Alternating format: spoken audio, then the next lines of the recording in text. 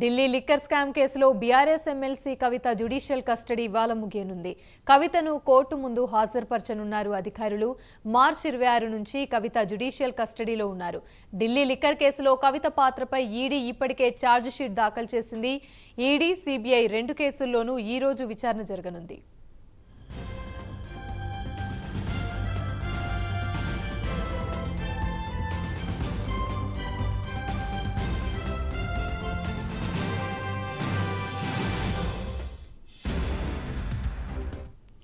ED ఛార్జిషీట్ను పరిగణలోకి తీసుకునే అంశంపై కోర్టు విచారణ చేపట్టనుంది.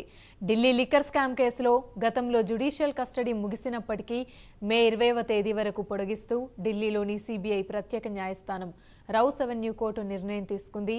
ఈ మేరకు కవితకు మరో 14 రోజుల పాటు జ్యుడిషియల్ కస్టడీ పొడిగించాలని కోర్టును ఈడీ కోరింది.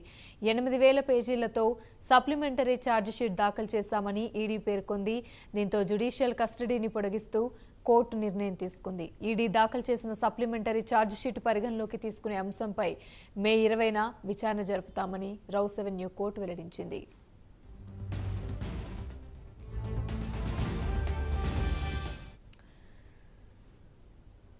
రైట్, ఇక ఇదే అంశానికి సంబంధించి మరిన్ని వివరాలు మా ప్రతినిధి రామకృష్ణ అందిస్తారు లైవ్ లో. రామకృష్ణ, చెప్పండి, ఢిల్లీ లిక్కర్ స్కామ్ కేసులో అయితే బీఆర్ఎస్ ఎమ్మెల్సీ కవిత జ్యుడిషియల్ కస్టడీ అయితే ఇవాళ ముగియనుంది. దీనికి సంబంధించి అసలు పూర్తి అప్డేట్స్ ఏంటి?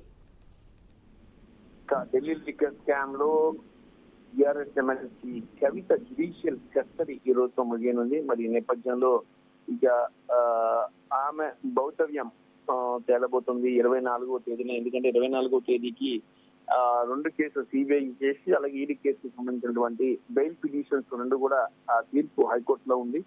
మరి ఈ నేపథ్యంలో ఆమె ప్రస్తుతానికైతే మాత్రం ఆమె జ్యుడిషియల్ కస్టడీని పెంచుతారు అంతే. జస్ట్ అంతకు మించి ఎలాంటి ఆర్గ్యుమెంట్స్ అయితే రోజు అవెన్యూ కోర్టులో ఉండవని సమాచారం అందుతుంది. అది కూడా ఆమె ఈరోజు వర్చువల్ గా హాజరుపరుస్తారు తప్ప నేరుగా హాజరుపరచరు. మరి జ్యుడిషియల్ రిమాండ్ ఈ రోజు ఎండ్ అవుతున్న నేపథ్యంలో ఆమెను వర్చువల్ గా హాజరుపరిచి రిమాండ్ పొడిగిస్తారు. అది రిమాండ్ 25వ తారీఖు వరకా లేకపోతే 24 వరకా అలా ఉండొచ్చు. 5 రోజులు 6 రోజులు ఉండే అవకాశాలు అయితే కనిపిస్తుంది.